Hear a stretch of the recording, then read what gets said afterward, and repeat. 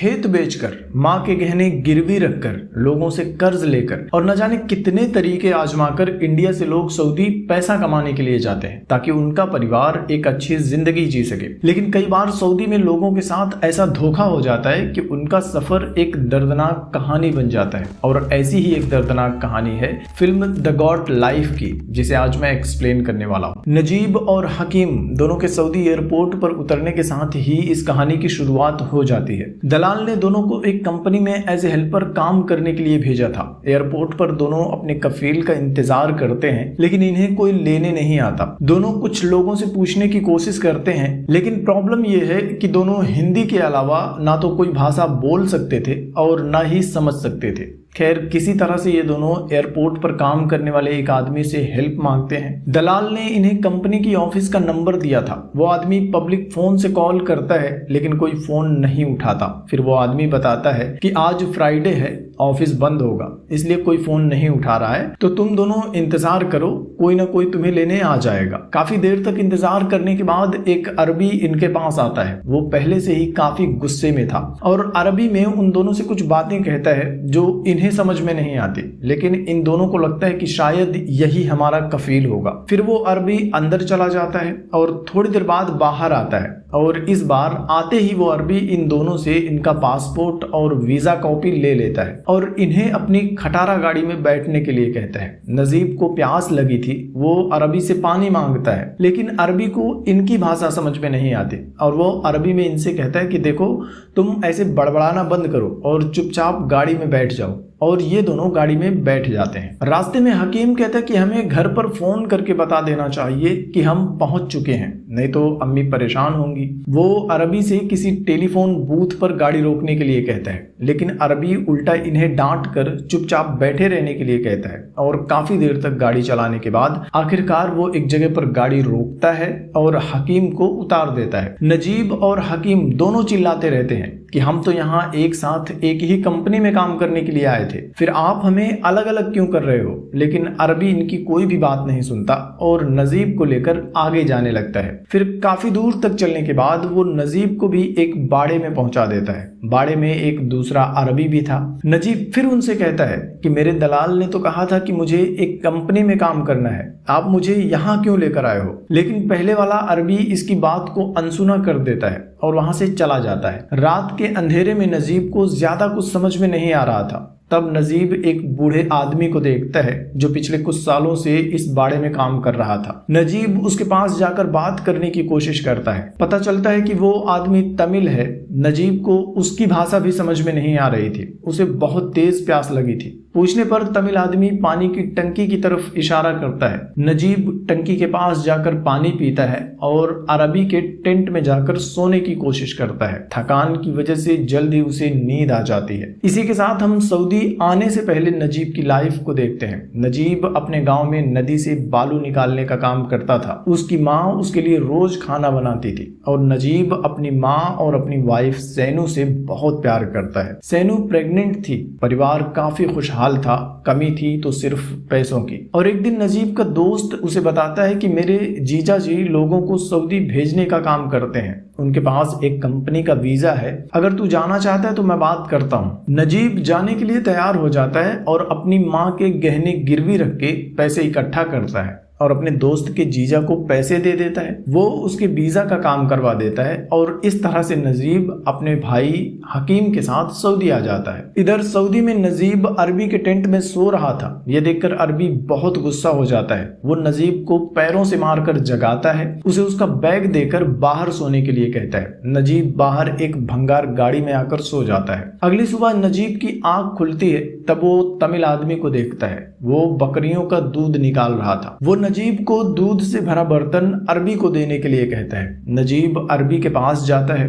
वो अरबी के पैरों में गिर जाता है, गिड़गिड़ाता है कि मुझे वापस घर भेज दो, लेकिन अरबी फिर से उसे डांट कर वहां से भगा देता है। कुछ दिन बाद पहला अरबी वापस बाड़े पर आता है। नजीब फिर से उसके पास जाता है और अपनी भाषा में अरबी को बताने की कोशिश करता है कि मैं कर्ज लेकर यहाँ आया हूँ, मुझसे कहा गया था कि एसी रूम होगा, अच्छा खाना मिलेगा, अच्छी सैलरी मिलेगी, मुझे धोखा दिया गया है, प्लीज मुझे वापस भेज दो। वो अरबी को अपनी एक डायरी दिखाता है जिसमें नजीब ने किससे कितना कर्ज लिया है लिखा हुआ था और कुछ कॉन्टैक्ट नंबर्स भी लिखे थे। अरबी तुरंत उस डायरी को फाड़कर फेंक देता है और उससे चुपचाप काम करने के लिए कहता है। नजीब समझ चुका था कि अब मैं यहाँ फंस चुका हूँ। शाम को नजीब गुमसुम बैठा हुआ था, कुछ दिनों से उसने खाना नहीं खाया था। अरबी उसे अपने पास बुलाता है। वो नजीब को खाने के लिए एक मोटी रोटी का टुकड़ा देता है। नजीब उसे खाता है तो खाना गले से नीचे नहीं उतरता। तब अरबी उसे बताता है कि इस रोटी को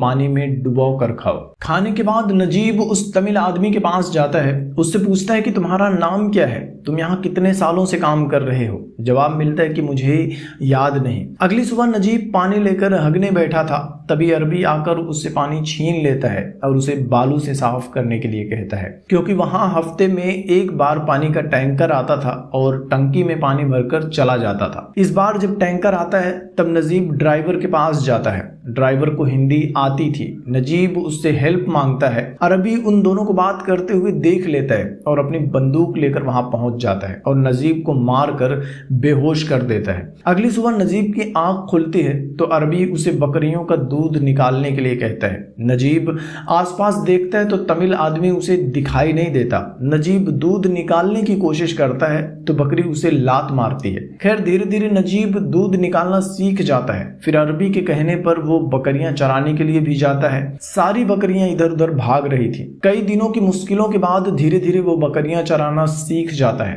न जाने कितने महीने बीत जाते हैं। नजीब के चेहरे पर बड़ी बड़ी दाढ़ियां आ जाती हैं। आईने में वो अपनी शक्ल भी पहचान नहीं पाता और एक दिन ऊंट चराते हुए नजीब को आसमान में कुछ गिद्ध दिखाई देते हैं। नजीब उनके पीछे पीछे जाता है तो देखता है कि वो गिद्ध तमिल आदमी की लाश को नोच खा रहे हैं। यह नजारा काफी डरावना था। नजीब को समझ में आ जाता है कि अगर मैं यहाँ रुका तो इसकी तरह मर जाऊंगा। अगले दिन नजीब बकरियां चराने जाता है तो सही मौका देखकर भागने की कोशिश करता है। तभी अरबी अपने ऊंट पर बैठकर उसके पीछे पीछे आ जाता है और मार मार कर उसे लंगड़ा बना देता है। नजीब अब बुरी तरह से डर चुका था, हिम्मत हार चुका था। महीनों बाद एक दिन वो बकरी चरा रहा था, तभी बारिश होने लगती है। नजीब बकरियों को लेकर एक चट्टान के पीछे छुप जाता है। चट्टान के नीचे से एक रास्ता था। नजीब उस रास्ते से चट्टान के दूसरी तरफ जाता है। वहां भी एक और आदमी बकरी चरा रहा था। नजीब उसके पास जाता है।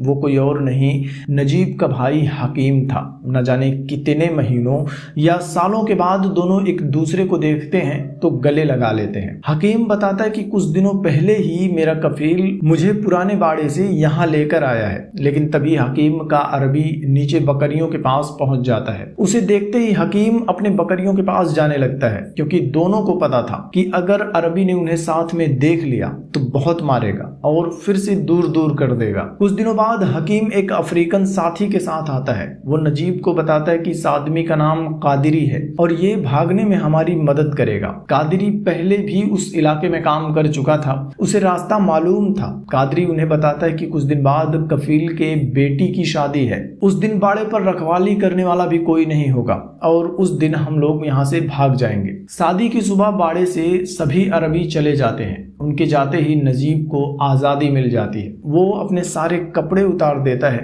पानी की टंकी के पास जाता है, नहाता है और अपने कपड़े पहनता है जिसे आज तक उसने संभाल कर रखा था। तभी हकीम और कादिरी वहां आ जाते हैं और तीनों आजादी की उम्मीद लेकर सफर पर निकल जाते हैं, बिना इस बात की परवाह किए कि उनका यह सफर कितना मुश्किल होगा। सुनसान बेजान रेगिस्तान में उन्हें दूर दूर तक कोई नजर नहीं आता। चलते चलते रात हो जाती है। अगली सुबह आंख खुलते ही ये लोग फिर से चलना शुरू करते हैं। प्यास से इनका गला सूखने लगता है। हकीम को थोड़ी दूर पर पानी दिखाई देता है। वो दौड़कर जाता है तो पता चलता है कि वो धूप में चमकती हुई रेत को पानी समझ रहा था। पानी तो नहीं था, लेकिन वहां पानी ना मिलने की वजह से एक ऊंट मरा पड़ा था। खैर ये लोग कुछ दिनों तक चलते रहते हैं, लेकिन अब वो रास्ता भटक जाते हैं। वो बस सूरज की दिशा में चलते जा रहे थे। धूप और प्यास की वजह से उनकी हालत खराब हो जाती है और प्यास की वजह से तड़पते हुए हकीम की मौत हो जाती है। नजीब अपनी आंखों के सामने अपने भाई को तड़पता हुआ मरता हुआ देखता है लेकिन कुछ कर नहीं पाता। कादरी उसे हिम्मत दिलाता है और समझाता है कि जब तक हमारी सांसें चल रही हैं हमें चलते रहना होगा। रेतीले तूफानों और धूप का सामना करते हुए वो आगे बढ़ते हैं और आखिरकार रेगिस्तान के बीच उन्हें एक जगह पर पानी दिखाई देता है। नजीब पागलों की तरह पानी की तरफ भागता है, लेकिन कादरी उसे रोक देता है और फिर कपड़ा पानी में डुबाकर उसे थोड़ा थोड़ा आराम से पानी पिलाता है। कादरी को पास में ही एक बोतल मिल जाती है। वो दोनों कुछ देर तक वहां आराम करते हैं, फिर बोतल में पानी लेकर आगे बढ़ जाते हैं। रात बिताने के लिए दोनों एक जगह पर रुकते हैं और अगली सुबह जब नजीब की आंख खुलती है तो कादरी कहीं भी नजर नहीं आता। वो गायब हो चुका था। आज नजीब अकेले ही आगे बढ़ता है और आखिरकार बहुत बुरी कंडीशन में वो पक्की सड़क पर पहुंच जाता है। उसकी हालत बहुत खराब थी। कई सारी गाड़ियां वहां से गुजरती हैं, लेकिन कोई भी नजीब के लिए नहीं रुकता। तब एक भला अरबी जो उस रास्ते से गुजर रहा था वो नजीब की मदद करता है, उसे अपनी गाड़ी में बिठाता है, पीने के लिए पानी देता है और फिर नजीब को शहर में लाकर छोड़ देता है। इधर उधर भटकते हुए नजीब एक होटल के सामने बेहोश हो जाता है। उस होटल में कुछ इंडियन सोशल वर्कर्स काम करते थे। वो नजीब को लेकर जाते हैं, उसके जख्मों का इलाज करते हैं। ये लोग धोखा देकर ऐसे ही सऊदी भेजे गए भारतीयों की हमेशा मदद करते थे। नजीब उन्हें अपने घर का एड्रेस दे देता है। वो भारत में नजीब के घर का पता लगा लेते हैं और ये आदमी फोन पर नजीब और उसकी फैमिली से बात करवाता है। सऊदी आने से पहले नजीब की वाइफ प्रेग्नेंट थी। वो नजीब को बताती है कि आपका बेटा अब 4 साल का हो गया है, आप जल्दी से घर वापस आ जाइए। नजीब के पास कोई डॉक्यूमेंट नहीं था, इसलिए उसे कैंप भेज दिया जाता है। कैंप में बहुत सारे लोग थे जो नजीब की तरह काम छोड़कर भागकर कैंप में आए थे। कैंप में हर रोज कई सारे कफील आते हैं और अपने अपने नौकरों को लेकर चले जाते हैं। बाकी के लोग दुआ करते हैं कि उनका पेपर बनने से पहले कहीं उनका कफील ना आ जाए। और एक दिन नजीब को लेकर जाने वाला अरबी भी कैंप में आता है। वो नजीब को देखते ही पहचान जाता है और अरबी में कहता है कि तू काम छोड़कर भाग आया, शुक्र मना कि मैं तेरा ओरिजिनल कफील नहीं हूँ, नहीं तो इस बार ले जाकर मैं तुझे मार डालता। दरअसल इस अरबी ने उन दोनों को एयरपोर्ट पर परेशान देखकर उनका फायदा उठाया था। खैर 3 महीने बाद नजीब का पेपर वर्क कंप्लीट हो जाता है और उसे इंडिया वापस भेज दिया जाता है। नजीब की तरह न जाने कितने लोग अच्छी कमाई, आरामदायक जिंदगी का सपना लेकर सऊदी जाते हैं, लेकिन धोखाधड़ी का शिकार हो जाते हैं। नजीब की तरह कुछ लोग वापस आकर अपनी आप बीती तो सुना देते हैं, लेकिन कुछ लोगों की कहानियां उस तमिल आदमी की तरह बेजान रेगिस्तान में कहीं दब जाती हैं और उनकी लाश गिद्ध का खाना बन जाती है। आपको ये फिल्म कैसी लगी? फिल्म का सबसे इमोशनल पार्ट कमेंट में बताना और वीडियो को लाइक कर देना यार। Thank you.